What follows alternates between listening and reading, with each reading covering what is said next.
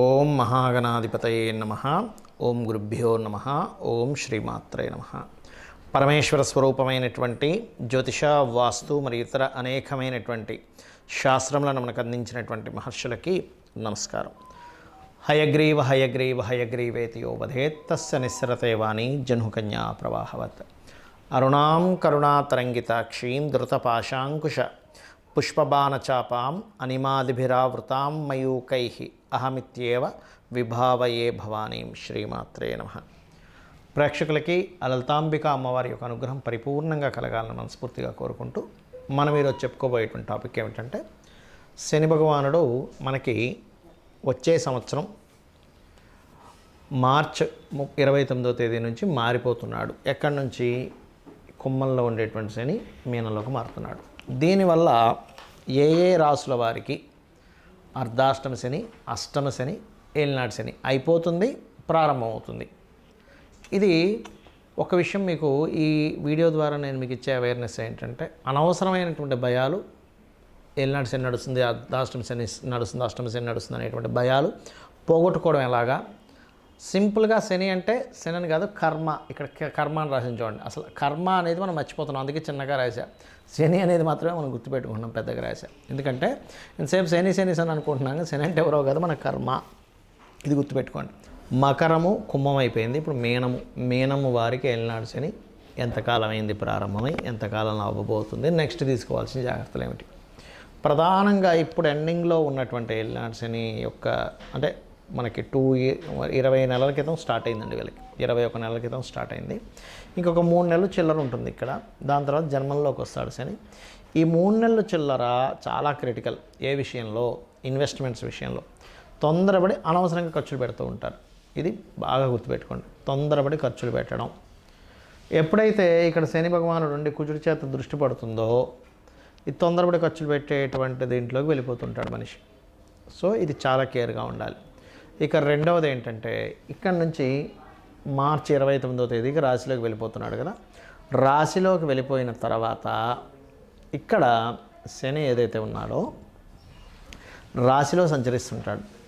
సహజంగానే first 2 months కొంచెం జాగ్రత్తగా ఉండాలి. ఎందుకంటే మే వరకు రాహు కూడా ఇక్కడ ఉన్నాడు. అంటే ఏమిటి? ఇది మారినటువంటి శని భగవానుడితో పాటు రాహు కూడా ఉన్నాడు. సర్వసాధారణంగానే ఏమిటి, ఇక్కడ రాహు ఉన్నందుకు తెలియని కొన్ని భయాలు ఏర్పడుతూ ఉంటాయి. కొంచెం డ్రింకింగ్స్కి, కొన్ని హ్యాబిట్స్కి, కొన్ని వ్యసనాలకు గురవుతూ ఉంటారు. దాంతో శని వచ్చేసరికి ఇంకొంచెం పెరుగుతాయి వ్యసనాలు. ఆ పర్టికులర్ మే ఎండింగ్ వరకు కొంచెం జాగ్రత్తగా ఉండాలి. వ్యసనాలకు ఏమైనా ఎక్కువ గురవుతున్నాం, మనల్ని మనం పరిశీలించుకోవాలి. ఎవరో చెప్పక్కర్లేదు. ఏమైనా ఎక్కువ అవుతున్నాయా, హెల్త్ ఏమైనా ప్రాబ్లం వస్తుందా, దీని మీద చాలా జాగ్రత్తగా ఉండాలి. కాకపోతే ఈ శని ఇక్కడ ఉన్నప్పుడు, రాహు ఇక్కడ ఉన్నప్పుడు, కేతువు ఇక్కడ ఉన్నప్పుడు మే వరకు, అంటే ఆల్మోస్ట్ ఏప్రిల్, మే, ఆ 2 నెలలు ఎట్టి పరిస్థితుల్లో మీరు వివాహ సంబంధించిన విషయాల జోలికి వెళ్ళకపోవడమే మంచిది. ఎలాగో మే తర్వాత మీకు 6లోకి వచ్చేస్తాడు లగ్నం నుంచి, ఆ రాశి నుంచి. దాని తర్వాత రాహు ఇటు వచ్చేస్తాడు, శని ఇక్కడ ఉంటాడు, కాబట్టి పర్లేదు. అయితే మరి జన్మంలో తిరిగేటప్పుడు ఏంటండి శని? ఎందుకంటే ఇక్కడ ఒక 2.5 సంవత్సరాలు, ఇక్కడ ఒక 2.5 సంవత్సరాలు, అంటే దాదాపుగా 5 సంవత్సరాల 3 నెలలు ఉంటుంది ఇంకా ఇక్కడి నుంచి మీనం వారికి. ఏమిటి అంటే ఫస్ట్ దీని గురించి మాట్లాడుకుంటే ఇక్కడ కలిగే ఫలితాలు ఏమిటి అంటే, ఇది ఏదో వ్యాపారం చేస్తే ఏదో వచ్చేస్తుందట అనేటువంటిది ఏదో పుకారు మీరు అంటారు. ఇవాళ రేపు మీరు చూడండి, ఏదో మనకి అదేదో కాయిన్ అంట, అదో 10 లక్షలు ఇస్తారంట, 100 లక్షలు ఇస్తారంట, ఏవో చెప్తూ ఉంటారు జనాలు. వాటిని నమ్మి అటువంటి వైపు వెళ్ళడం జరుగుతూ ఉంటుంది ఒకటి. లేదా కొన్ని యాడ్స్ వస్తూ ఉంటాయి, మీరు ఇది కనుక తీసుకున్నట్లయితే మేము సప్లై చేస్తాము, దీనికి మీరు ఇంత ఇవ్వచ్చు, అది హడావిడి చేసేస్తుంటారు. అక్కడ ఏమైపోద్ది? అసలు యాక్చువల్ ఫ్యాక్ట్ ఏమిటి? నిజంగానే ఈ యొక్క బిజినెస్లో ఇంత ఇన్వెస్ట్మెంట్ చేయవచ్చా, చేయకూడదా, చేస్తే లాభాలు ఏమిటి, నష్టాలు ఏమిటి అనేటువంటి ఏమీ ఉండదు. మీనంలో శని వచ్చాడంటే ఏమవుతుంటుందంటే, రాశిలోకి వచ్చేసాడు కదా, మనం దాని గురించి తెలుసుకోవాలన్నా ఇవన్నీ మనకి ఉండదు. తెలియకుండానే తొందరపడి ఏదో సంస్థలు పెట్టేయడం, ఇట్లాంటివి చేస్తుంటారు. ఇక్కడ తొందరపడి ఎట్టి పరిస్థితుల్లో సంస్థ పెట్టకండి. ఎందుకంటే రాశిలో శని సంచారం జరిగేటప్పుడు మనిషిని ఒక సంస్థ పెట్టేలా చేస్తుంది అక్కడ, అది ముఖ్యంగా. అలాగే కొంచెం తండ్రి గారి ఆరోగ్య విషయంలో కూడా జాగ్రత్తగా ఉండాలి. తండ్రి గారి ఆరోగ్య విషయంలోని అప్పులు ఇవ్వడము, తీసుకోవడము. ఏమవుతుందంటే మందుడు కదా, ఇక్కడ మనం ఎవరికి అప్పులు ఇస్తున్నాము, ఎవరి దగ్గర నుంచి అప్పులు తీసుకుంటున్నాము, ఈ కంట్రోల్ అనేది తప్పుతూ ఉంటుంది, గుర్తుపెట్టుకోండి. సో ఇవి చూసుకుంటూ మీరు నిత్యము కూడా వీలైనంత వరకు ఎక్సర్సైజ్ చేయడము, వాకింగ్ చేయడము, రన్నింగ్ చేయడము ఇవి ఎక్కువగా చేస్తుండాలి. అప్పుడు మీకు శారీరకంగా, ఎందుకంటే ముఖ్యంగా రాశిలో జరిగేటప్పుడు ఏం జరుగుతుందంటే శరీరం మీద చూపిస్తుంటుంది దాని ప్రభావం. అంటే ఏమిటి, బద్దకించడం, ఏం వెళ్తాంలే వాకింగ్కి, ఏం చేస్తాంలే, అదేమైపోతుంది, ఎప్పుడైతే రెగ్యులర్గా చేసే వాళ్ళు ఆపుతారో వాళ్ళకి ఇంకా ఎక్కువ ప్రమాదం. రెగ్యులర్ చేసే వాళ్ళు రెగ్యులర్గా చేస్తుండాలి, ఎందుకంటే శరీరం ఒక దాని మీద అది అలవాటు పడుంది. సో ఇటువంటివి జాగ్రత్త పడాలి. వీలైనంత మట్టుకు మీరు దీనికి ఒక చిన్న టెక్నిక్ ఉంటుంది, చెప్తాను. దగ్గరలో ఉండేటువంటి ఆలయాల్లో ముఖ్యంగా ఆంజనేయ స్వామి కానీ, సుబ్రహ్మణ్యేశ్వర స్వామి ఆలయం కానీ, లేనట్లయితే నరసింహస్వామి యొక్క ఆలయానికి కానీ వెళ్ళి చక్కగా అక్కడ ప్రదక్షిణం చేసుకొని ఇంకా రోజు అది పనిగా పెట్టుకోండి. వెళ్తున్నాము వస్తున్నాము, ఇది మాత్రం ఎట్టి పరిస్థితుల్లో మానను అనే ఒక శబ్దం తీసుకోవాలి. ఏమీ కాదు, అప్పుడు గుర్తుపెట్టుకోండి. ఇలా చేయండి, అన్ని విధాలా బాగుంటుంది. మీకు ఒక ముఖ్యమైనటువంటి విషయం తెలియాలి, ఏంటంటే శని కర్మ అని ఎందుకు రాశాము. శని ఒకటే కర్మని కాదు, ప్రతి గ్రహము కూడా మన కర్మ సంబంధంగానే మనం జన్మించినప్పుడు ఆ పొజిషన్లోకి వెళ్తుంది. ఇప్పుడు పూర్వజన్మల్లో మన యొక్క అధికారాన్ని దుర్వినియోగం చేసుకున్నాం అనుకోండి, రవి పాడైపోతాడు జాతకంలో. ఇంకొకరి మనసులు బాధ పెట్టాము, చంద్రుడు పాడవుతాడు. గైడ్ చేయాల్సింది మిస్గైడ్ చేశాము, జూపిటర్ పుడతాడు ఆ జాతకుడు. అంటే ఆ బలం స్ట్రెంత్ కోల్పోయింది. అంటే అలాగా ఒక ఎగ్జామ్లో కూర్చున్నాము, రాయాల్సినటువంటి ఎగ్జామ్ ఏదైతే ఉందో కరెక్ట్గా రాయకుండా తప్పులుగా రాస్తే ఏమవుతుంది, ఆ మార్కులు ఎలా తగ్గుతాయో ఆ యొక్క స్టూడెంట్కి సేమ్ యాజ్ ఇట్ ఈజ్. ఇవన్నీ మన ఎనర్జీస్ అనుకుందాము, గైడ్ చేయడము, మనసు, అధికారము, అదేవిధంగా మార్స్ అంటే కుజుడు అంటే ఏంటి, భూములకు సంబంధించినవి, ఎవరిదైనా భూములు లాక్కోవడము, లేకపోతే అన్నదమ్ముల విషయంలో నువ్వు ఒక రకంగా ప్రవర్తించడము. శుక్రుడు అంటే పెళ్లి, వివాహ సంబంధించిన విషయాల్లో నువ్వు ఎలా ప్రవర్తించావనే దాని మీదే ఈ జన్మలో నీకు వచ్చేటువంటి జీవిత భాగస్వామి, స్త్రీ కావచ్చు, పురుషుడు కావచ్చు ఉంటుంది. అలాగా కాలానికి మోక్షానికి కారకుడైన రాహుకేతువులు కావచ్చు, బుద్ధికి కారకుడైన బుధుడు కావచ్చు, ఇవన్నీ కూడా ప్లానెట్స్ అన్నీ కూడా కర్మ సంబంధమే. అయితే శనికి మాత్రమే ఎందుకు ఎక్కువ కర్మ సంబంధం అంటే న్యాచురల్ కర్మస్థానాధిపతి అవుతాడు ఆయన. అన్నీ ఒక ఎత్తు, శని ఒక ఎత్తు. ఆయన ఏంటంటే సర్కిల్లో తిరిగేటప్పుడు ఆయన ఒక్కొక్క రాశిలోకి ఎంటర్ అవుతున్నప్పుడు మీ లగ్నం నుంచి కానీ మీ చంద్రుడి నుంచి కానీ ఇప్పుడు వీళ్ళకి ఏ కర్మని ఇవ్వాలి, లక్షలు కోట్లు కలిసి వచ్చే కర్మని ఇస్తాడు, బాగా అసలు అప్పులు పాలైపోయేటువంటి కర్మను కూడా ఆయన ఇస్తాడు.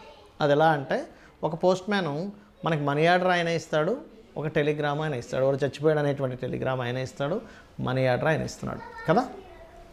అదేవిధంగా మనకి శాటర్న్ యొక్క ప్రభావం అనేటువంటిది ఏంటంటే మీకు ఏ రాసుల్లో తిరుగుతున్నప్పుడు ఒక లగ్నంలో జన్మించినప్పుడు కాలం నుంచి మీరేం పొందబోతున్నారు మీ ప్రమేయం లేకుండా. అంటే ఎలా అంటే ఇప్పుడు చూడండి, మన ప్రమేయంతో కొన్ని ఉంటాయి, నేను ఇది చేస్తాను, ఇది చదువుకుంటాను, ఇందులో సక్సెస్ అవుతానని కదా. అలా కాకుండా కొన్ని మన ప్రమేయం ఉండదు, వర్షం పడుతుంది మన ప్రమేయం ఉండదు, వెళ్ళాం వర్షం పడింది తడిచిపోయాం, బాగా ఎండలు ఉన్నాయి మన ప్రమేయం ఉండదు. కానీ వర్షం పడుతున్నప్పుడు మీరేం చేయగలరు అంటే గొడుగు వేసుకోగలరు. బాగా ఎండ ఉంది, మీరేం చేయగలరు అంటే ఏసీ రూమ్లో కూర్చోగలరు.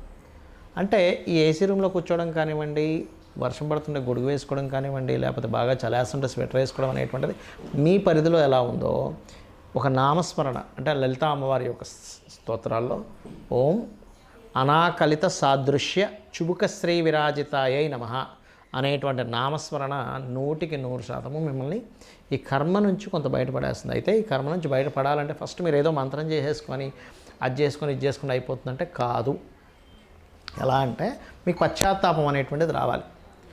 ప్రమోషన్స్ రావట్లేదు అనగానే ఫస్ట్ మీరు అర్థం చేసుకోవాల్సింది, ఓహో నేనేదో పూర్వజన్మల్లో ప్రమోషన్ వచ్చేవాడిని వెనక్కి లాగా చాడీలు చెప్పాను, ఒకడికి వస్తుంటే నేను తట్టుకోలేకేదో చాడీలు చెప్పాను, భాస్కర్ సార్ వాడికి ఇస్తున్నారు ఏంటి సార్, వాడు అట్లా ఇట్లా అది ఇది అని. ఎందుకు వాడికి రావడం ఇష్టం లేదు, వాడితో నాకు శత్రువు అయి ఉండొచ్చు, లేకపోతే వాడి ఒక రకమైనటువంటి అజ్ఞానంలో ఉండి నేను తప్పు చేసి ఉంటాను అని సూర్యభగవాను దండం పెట్టుకుంటే అప్పుడు ఈ కర్మకారకుడు ఎవరైతే శని ఉన్నాడో అక్కడ పశ్చాత్తాపమైనటువంటి దాని నుంచి మీరు రియలైజ్ అయ్యారనేటువంటి దాంతో మీకు ఆ కర్మ అనేటువంటిది తగ్గుతుంది, గుర్తుపెట్టుకోండి.